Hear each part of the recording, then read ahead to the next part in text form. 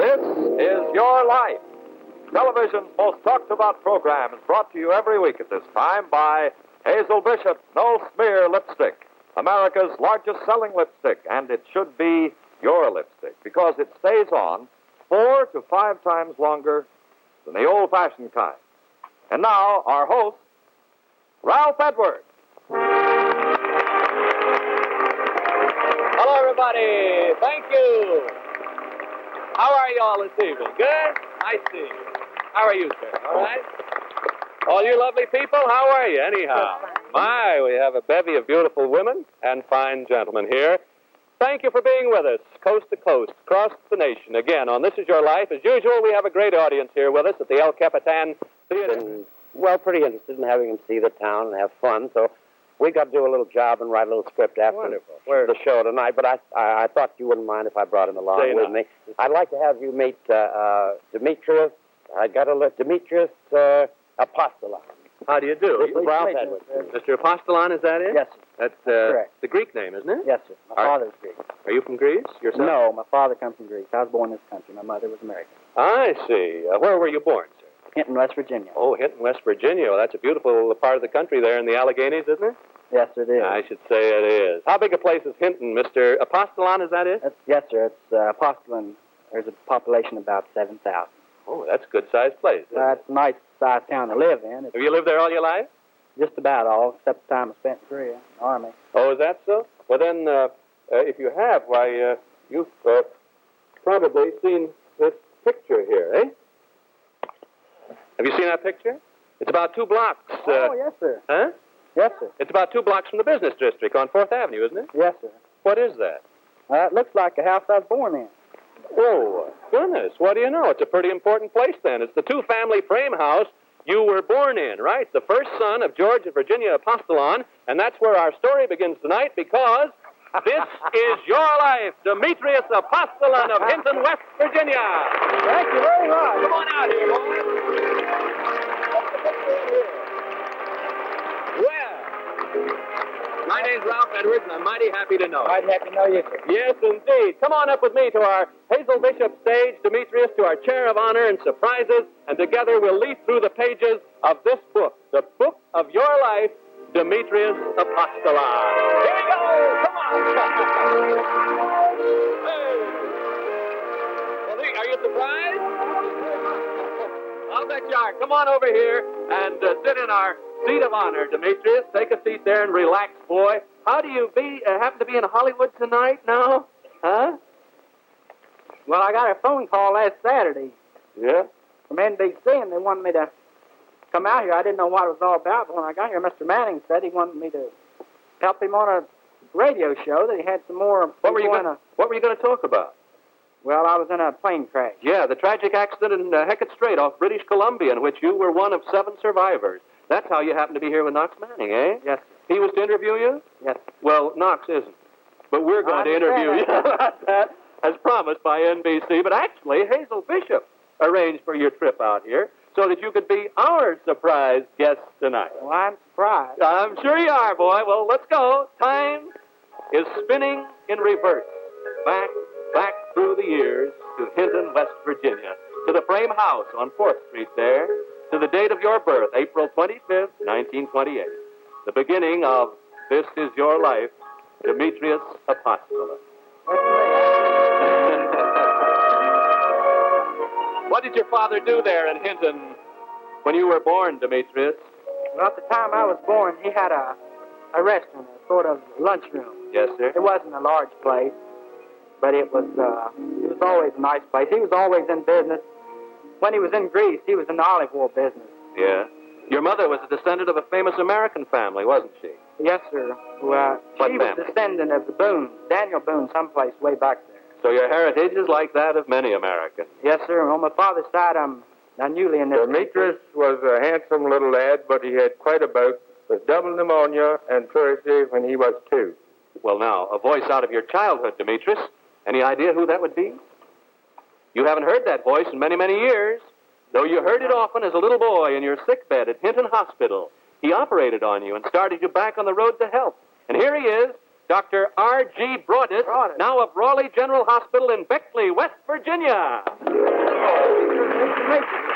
Glad to see you again. You certainly have grown up to be a husky young lad. Thanks to you, sir. Well, now, what about little Demetrius as a patient, sir? He was a brave little patient.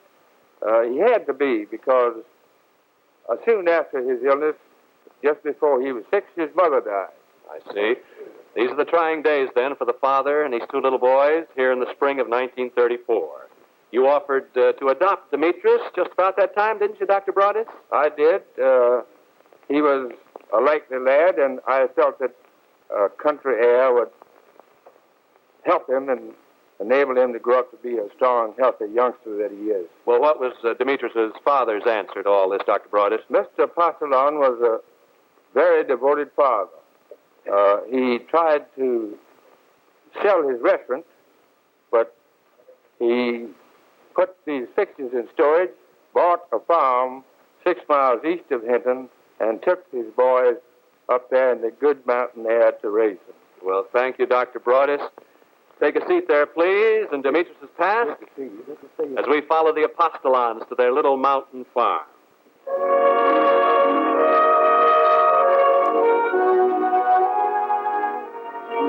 The richness of God has been early planted in your heart and soul. You see it in the majesty of the mountains all around you, in the stately oaks and maples of the forest, in the river that winds its way through the green valley way down there below the farm. We could see the golf course, too, down there. The Willowwood Country Club and the railroad track of the Chesapeake and Ohio. The river, the railroad track, and the golf course all played an important part in our lives. You surprised to hear that voice? Very, very surprised. He's been in on this secret surprise for you for a long time. You know who it is? My brother. Your brother Bill. And here he is. He followed you all the way from Hinton, West Virginia. Come on, Bill. Yeah, man. How about that guy? Look at that. Aren't they wonderful brothers? 2 huskies, too. What? I was wondering why. He said, "Now, don't tell anybody." He said, don't tell anybody. You make sure what it's all about when you're going out there. So I figured at least my brother, he said he'd had a phone call before I got there, would let me know something. for that interview on NBC, with Knox Manning. I thought I'd like to know a little more. Well, now you know, boy. What about the railroad, though, Bill? The country club and the river? Well, as far as the railroad, Demetrius and I both worked for the railroad. Which one? The C&O Railroad in Hinton, and Demetrius works in Huntington. Demetrius also worked for the railroad before he went to Korea, and he's back with them now, but he's back. Well, that takes care of the railroad. What about the golf course, Bill? Well, for the golf course, when we were young boys, Demetrius and I went over to the golf course, and we caddied. We helped out in the family budget that way. We used to caddy 18 holes for 75 cents, and occasionally we would get a quarter tip. The quarter looked pretty big then, didn't it? Well, being too much in the quarter tip, I believe this would be very amusing. We had one gentleman there, but he had lots of money, but yet he would never tip. So my brother one day, when we'd get through carrying somebody, he'd usually give us $1. So this gentleman gave my brother $1, and so my brother took off. And so he he didn't go home, but this gentleman, he saw the club owner and called him back. Yeah. And he said, that young man's trying to cheat me. He didn't give me a quarter back. He gave him $1. I remember that quarter. I'll never forget that. Well, you talked about the river, too, Bill, the Greenbrier, wasn't it? Yes, the beautiful Greenbrier, Ralph. The Greenbrier River flows by the golf course, and that's where Demetrius and I used to dive in after golf balls. And I can remember after caddying maybe 18 or 36 holes, we used to go up the river bank and take off her little clothes and put her clothes above her head and swim across the river and go home. You got to be quite a swimmer there, Demetrius. Absolutely. You were good enough, we've been told, to save some lives there in the waters of the Greenbrier. Good enough, we know, to help save lives in the icy waters off British Columbia. I try. I always try to help humanity in any way I can. We know that, boy. And thank you, Bill. Thank you. We'll come to what we've been talking about in a moment. But right now, sit down here, boy, because I want you to see a lovely girl. Coming through our Hazel Bishop archway is another new face. A very lovely face belonging to Miss June Vincent, ladies and gentlemen. Oh, me. Let's see the face out of this, shall we, Ralph? Oh, my. Suppose we just let the mouth speak for itself. Yeah, and a very pretty mouth it is, too. No kissing. Oh, gee. I have my own ideas as to how to convince a woman that she should wear Hazel Bishop no-smear lipstick. You see, I'm a Hazel Bishop girl, too. So I know that Hazel Bishop lipstick won't smear off when blotted thoroughly. But what I like about Hazel Bishop lipstick is that whether I blot it or not, it stays on so much longer than any other kind. Here, let me show you. In the middle of your palm, put Hazel Bishop no-smear lipstick. Right beside it, any other kind. Now, take a tissue and blot it, like this, several times. Now remember, this is the Hazel Bishop no-smear lipstick here, and this is the other over here. Now, with the tissue, rub your hand, just as hard as you can, like that. As you see, the Hazel Bishop lipstick, well, it's still bright and vivid, and it will stay that way until you wash or cream it off. But you see what happened to the other lipstick. Well, it's just nearly all rubbed off. Well, thank you, June. Now, ladies, I'm sure you understand why Hazel Bishop no-smear lipstick stays on 4 to 5 times longer than the old-fashioned kind. Get it at your nearby beauty shop, variety, drug, or department store. And by the way, when you go to your cosmetic counter, ask to see Hazel Bishop's wonderful new spring and summer shades, pastel pink and deep pink. I'm sure you'll agree they're the prettiest shades of pink you've ever seen. And I know you'll think Hazel Bishop is the very best lipstick you've ever used at any price.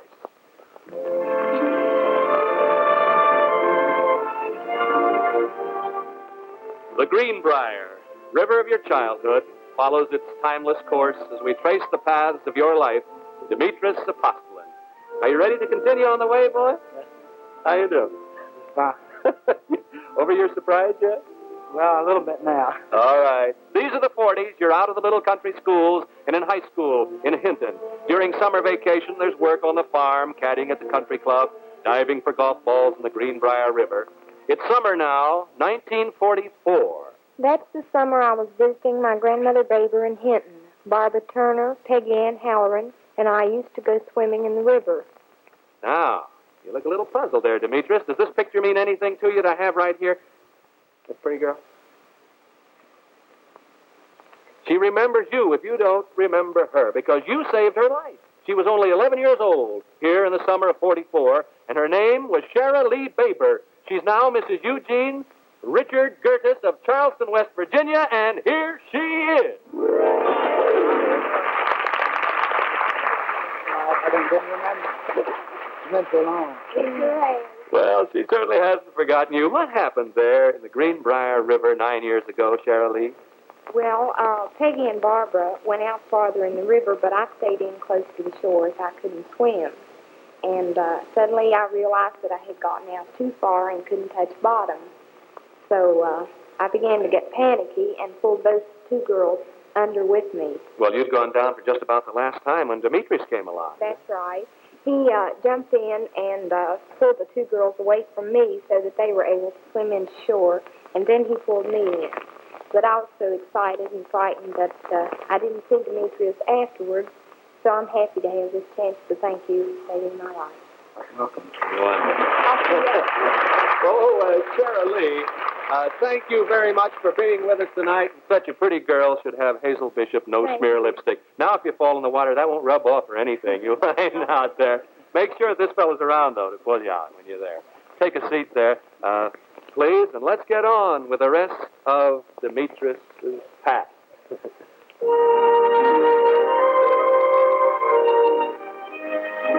May 1947, you graduate from Hinton High School. Did you take part in athletics in school, Demetrius? Yes, sir. I went to Talcott School. That was about 10 miles from Hinton. Yeah. That was we lived between Talcott and Hinton on the farm. Yeah. And I played a little basketball when I was at Talcott, but not much because I couldn't get out to practice. I had to work at home. You were too busy working nights at the Dravo Construction Company. Well, that was after I went to Hinton. I come out for football my junior year. In the summer after my junior year, I started to work at the Dravo Construction Company. And after graduation, you go to work for the Chesapeake in Ohio. Then, December 13th, 1950. Is that a date you remember, Demetrius? Yes, sir. That's a date I'll never forget. Why? Well, for the first reason, I was leaving my father, and he wasn't in good health. My brother was in college. I was helping support him through college. And the big thing was you were inducted into the Army. That's right. The big thing was my income was going to be cut very low. It was going to be a hardship on my father. And my father, I always tried to take care of him the best I could. And as you drive away from the farm that last day before you leave for overseas, you stop the car, look back at the white frame house. There's a note of sad farewell in your voice. Do you remember what you said, Demetrius? You said, things won't be the same when I come back. And they weren't. Korea, July 1951.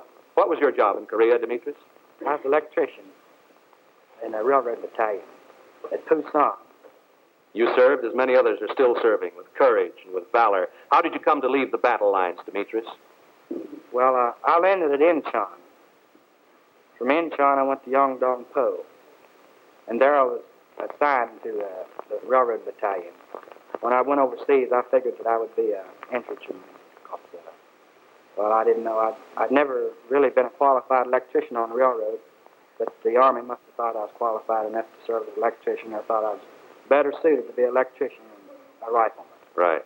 But we know all about that, partner, and about your wonderful record and all that. I was speaking more about why did you leave to go home? My father was sick. He was critically ill in the hospital. And it was this trip home on a tragic errand that was to end in the greatest ordeal of a lifetime for you and for your companions in that transport flying from Korea to America. Yes. There were 40 soldier passengers, 2 pilots, and a hostess aboard that plane, flying the last leg of the journey from Alaska to Seattle.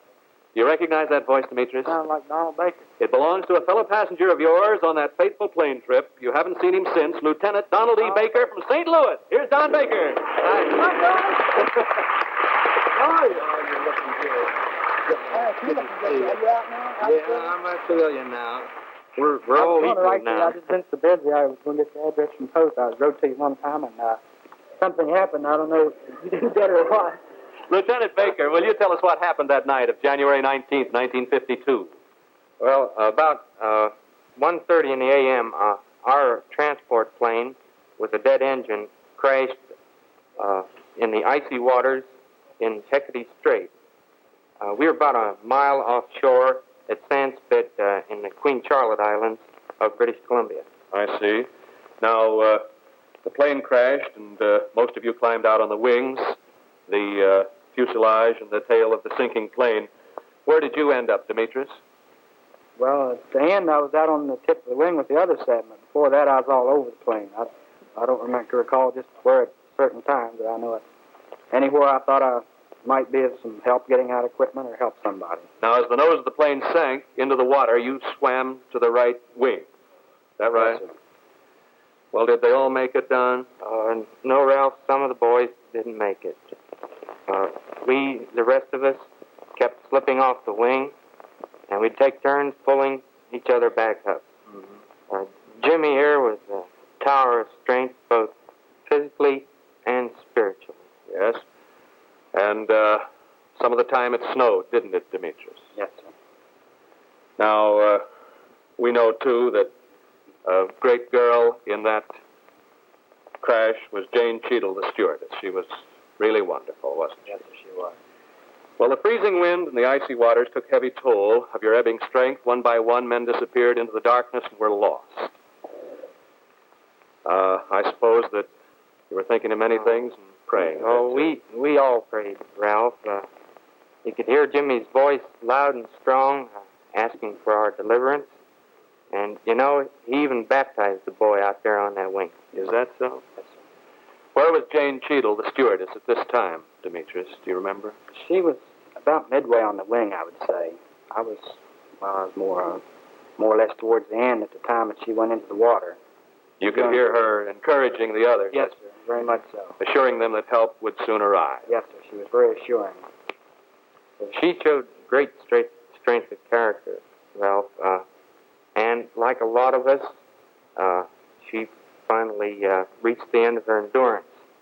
Apparently, she tried to swim from the tail to the wing of the airplane, but she didn't make it.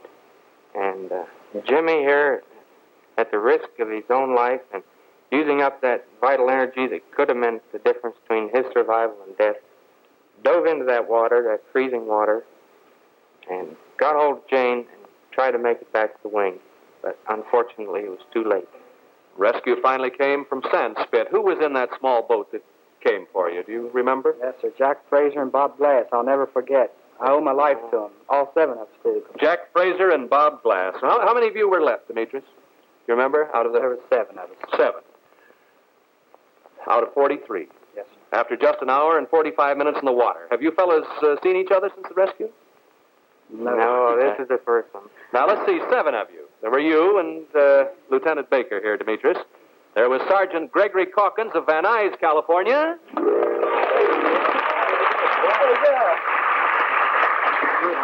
You look good, too, yeah? There was Sergeant Don Maynard of Memphis, Tennessee. And TFC William Price of Chicago. And finally, the 2 Fields brothers, Dick and Charles Fields of Temple City, California.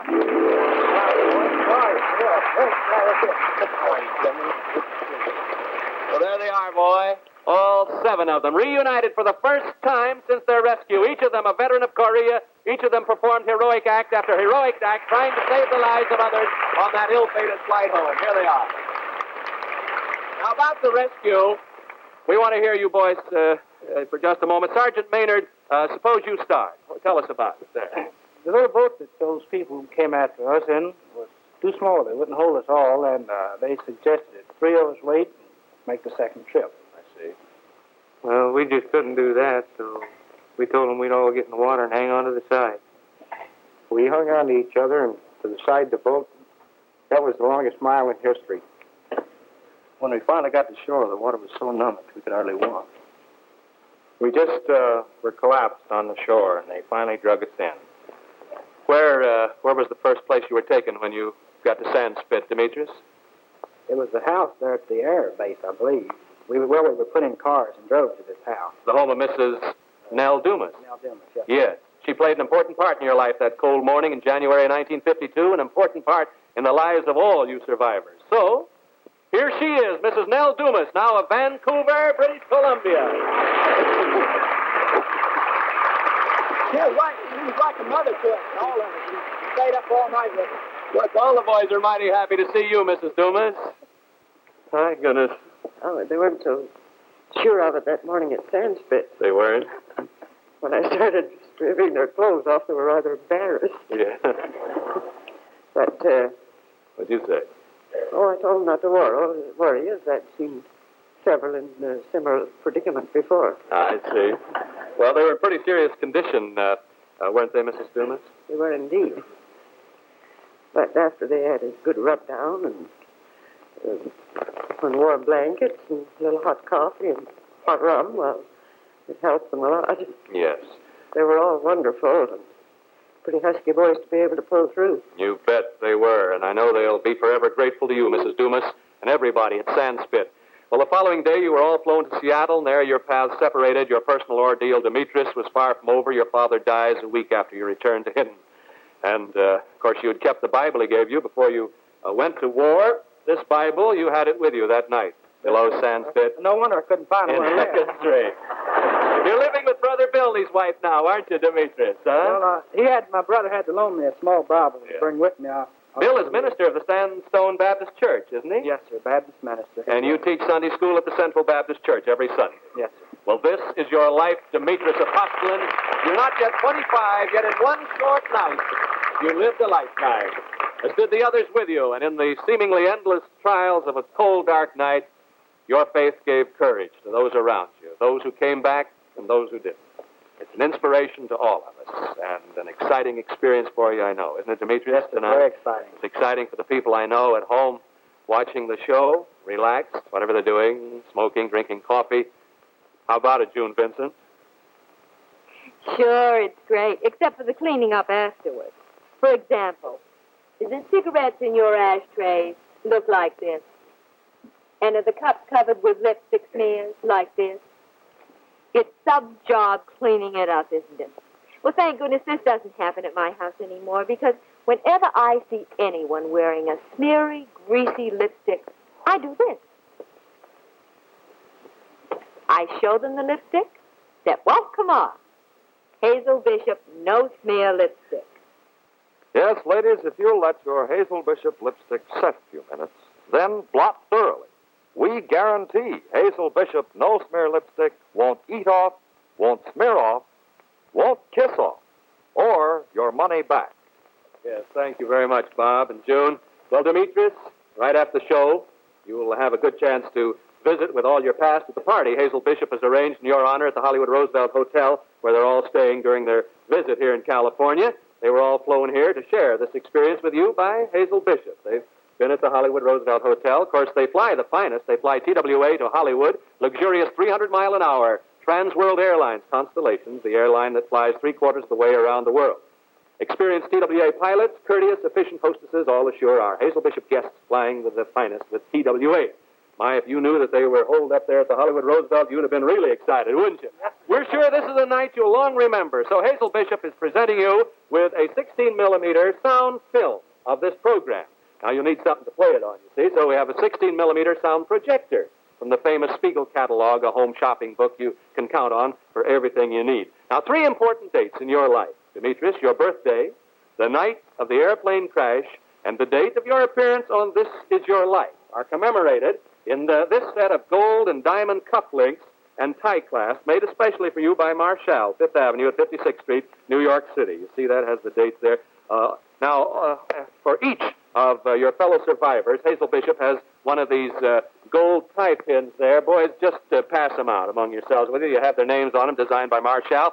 There you are, gentlemen. Lieutenant Baker, Gregory Calkins, Don Maynard, Bill Price, Dick and Chuck Field. Now, Demetrius, fella, we know of your unselfish devotion to God and your loyal interest in Brother Bill's work at the little church in Sandstone. We know, too, that the church is in need of certain repair. So Hazel Bishop wants to lend a helping hand by replacing the old broken doors with the new ones, by painting the building inside and out, by supplying you with a new pulpit. You use all this, Bill? And, amen. Yes, sir. Amen, he says. And by doing whatever else you and Bill decide is in the best interest of the church and the congregation. Now, there it is, Demetrius Apostolon of Hinton, West Virginia. This is your life. And I return it now into your hands. We're proud to have had this chance to honor you, and through you to honor your buddies here and all the other courageous men who have and are serving their country and their fellow men as you are serving them. Thank you. May God bless you. Good night. Demetrius Apostolon, or Jimmy as the boys call you.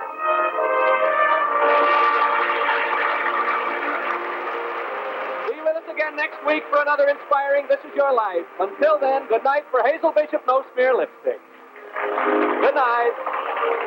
This Is Your Life is directed by Axel Gruenberg, produced by Alfred Pascal and Axel Gruenberg for Ralph Edwards.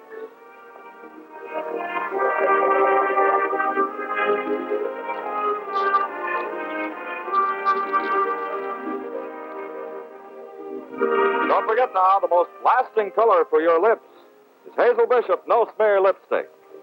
And the loveliest looking color for your cheeks is Hazel Bishop Complexion Glow. So girls, to look your best always, be sure to use Hazel Bishop No Smear Lipstick and Hazel Bishop Complexion